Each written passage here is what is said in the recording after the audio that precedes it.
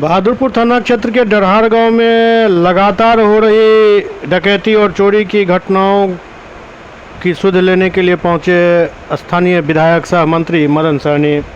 पीड़ित परिवार से मुलाकात कर उन्होंने न्याय दिलाने में हर संभव मदद देने का आश्वासन दिया।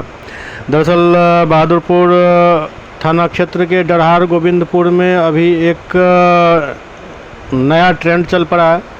डकैती भी की जा रही है, बाल भी काटे जा रहे हैं महिलाओं के, और अभी तक पुलिस खाली हाथ है।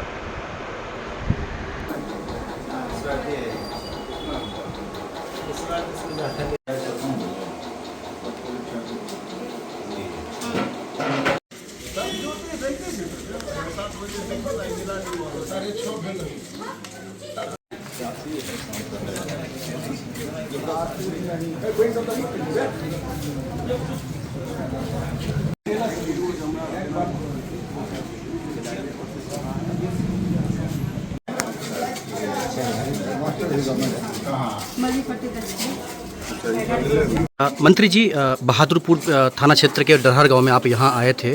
दोनों परिवार से आपने मुलाकात किया है, क्या बातें हुई और आपने क्या कहा? नहीं, अभी तो पुलिस का छानबीन चल रहा है। लगातार पुलिस के जो वरीय पदाधिकारी है, एसपी, डीएसपी, सभी लोग आ रहे हैं और सभी लोग जो है चिंतित हैं इस घटना से, क्योंकि इस तरह का घटना जो है चोरी डकैती तो लगभग अब नहीं के बराबर ही हो रहा है, और उसमें भी ये शहर से इतना करीब है और इतना घना आबादी का गांव है डरहार, उसके बावजूद भी लगातार दूसरी घटना हो गई। तो ये पुलिस के लिए भी, इस गांव के लिए भी और हम लोग के लिए भी चिंता का विषय है।